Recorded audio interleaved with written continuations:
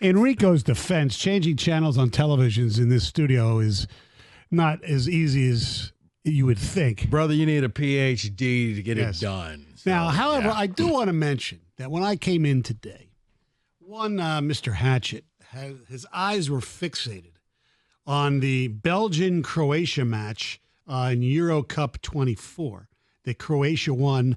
It went to extra time. Well, they always go to extra time, but it wasn't like it was overtime, right? It was in extra time, and they won 1-0. Did the Croatians. Now, France is battling Austria right now. I changed the channel just so we could have that on for you, David. And Is that who put this on? I'm yes. like, who's changing the channels? I saw David had his phone out. I'm like, what are we doing? No, I can change channel. I can't figure out how to put. We have two.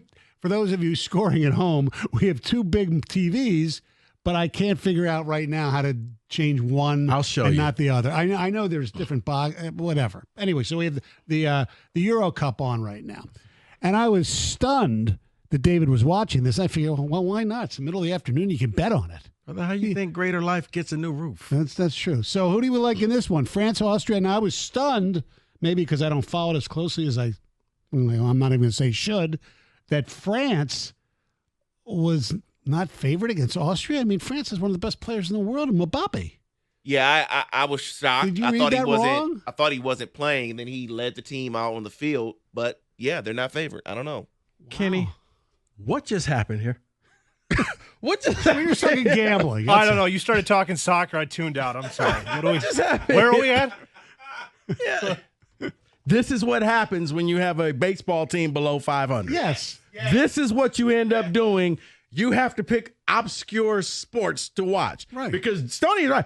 David was all in. He was locked in when I walked over there to meet with him before the show. He was just focused on this I soccer said, David, game. what do you want to lunch? He said, I don't know, quarter kick. It's like when you and Evan put down a bet, and it's like, why are you two watching minor league baseball? No, spring training baseball. And Kenny and Evan were locked in. Come on. I'm like, dude, it's spring training baseball. So Guys, we're number 96 at bat. What are you doing? we'll keep you up to date on this exciting Austria-France. It's not a friendly. It's a big one, Euro Cup 24. All right. Speaking of Europe, one of Europe's great golfers, Rory McIlroy, as you know, one of the greatest chokes in the history of golf and maybe even of all sports yesterday, losing to Bryson DeChambeau. Now, I wouldn't say it's the greatest choke I've ever seen, but it was right up there because he did technically, DeChambeau had a decent-sized lead going into the final round, and actually Rory had a better round score-wise than DeChambeau, but at the end, I mean, he made two obvious that we all know about the physical errors of missing two putts within 4.5 feet. In fact, one of them was like 2.5 feet. He makes one of them go into a playoff. He was ridiculous, and I blame some of this on his caddy as well. On the par 3, he chose a 7-iron instead of an 8-iron, which would have probably kept it on the putting surface. So he ended up bogeying that hole. And then on 18, Rory, who has had a great job most of the week and just hitting the ball great off the tee, he yanked it left, and that led to him having to make a really good shot to put himself in position to par the last hole, which he did not do. So that was an unbelievable choke. Still, to me, the greatest golf choke of all time was, I got to get the year right, but it was Jan van der Velde of France at the British Open. He just literally melted down. Where he had a 3-stroke lead going into the last hole. I mean, that's the biggest one that I can ever remember. And he decided to use a driver, and then he went into the water and tried to. He just went like, what was that movie? It felt like, was it Tin Cup? Where you were just like, okay, you know what? Just walk off. It was crazy. And there's been others in golf. Scott Hoke for choke. He missed a putt that was probably 1 foot to win the Masters one year, and he missed that. I know we're not, a lot of people aren't golf heads, so to speak. But Rory McIlroy was somebody that I think even in this country, even though there are a lot of people, not a lot, but there are people at Pinehurst yesterday, chanting USA, rooting for DeChambeau. I think Rory's a pretty likable guy. And I think he had the decade-long stretch of not winning a major. I think most people, golf fans, kind of wanted him to win. Nothing against DeChambeau. There are some people who hold the fact that he went to live against him, whatever. Rory is likable. He put himself in a position to stand up for the PGA Tour, probably a mistake. But he's still been really, really good.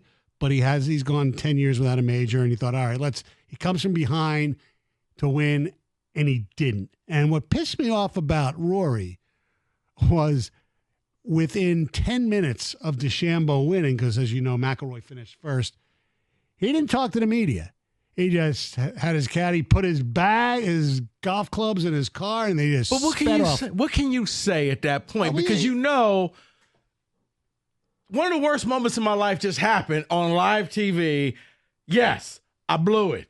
What do you want me to say? Well, I quit? No. But I get Stoney. It's part of the job, though. Is it though? Yes, part of the job. To sit there and answer a bunch of stupid questions. Well, what did it feel like as you saw the lead slipping away and you were choking? I loved it. I was just thinking about all that. It's part of the job that you made $2 million for finishing second. You can have 10 minutes of your life to answer some questions. Did you think that putt was going to break a certain way? Did you, whatever? What about your club selection on the par 3? Those are legitimate questions. I get what you're saying, but I understand why you have the cooling off because I'm just not in the mood right now. Okay, so he could have waited a little longer, but nobody told him. So this is what I asked my caddy. Okay, what's the bigger fine? Me not showing up or me just telling him how I actually feel? I don't even know if there's going to be a fine, but still, it was a bad look, and it just... Did it get any worse, thoe? No, well, yeah, it probably couldn't. right. I get that. Did it really get any worse? Did you really need...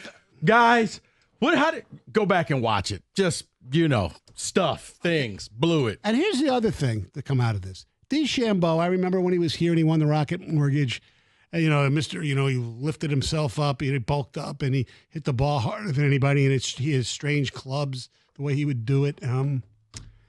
He was not exactly the most likable guy. Me and John interviewed him once, and we went out to the DGC. He was okay, but he was kind of, I don't know, douchey, so to speak, if I could use that word. But he has really upped his popularity. He was just, even while he was having troubles, he was high-fiving with the fans. He was signing. There was some kid who had special needs. This is during the tournament, and he signed something. And he all of a sudden now, and he acted, the same type of way at PGA, which is a tough loss for him. And now he's like one of the most likable guys in golf. The unfortunate thing, because he's in LIV, we'll only get to really see him 4 times a year because I don't care what anybody says, most people ain't watching LIV. So he'll play in the majors, and that'll be it, and, whatever. So 248-539-9797. Was yesterday the biggest choke job in sports? And if not, what was? Or even in golf, if you want to limit it to that. No. We could do all sports because I got a couple, but I got one to me that is still watching it was just like, it still haunted this man for decades that he screwed up this badly. I'll tell you who that is next. Oh, you like that, don't you, Dave? Yes, I'd like it. 97-1.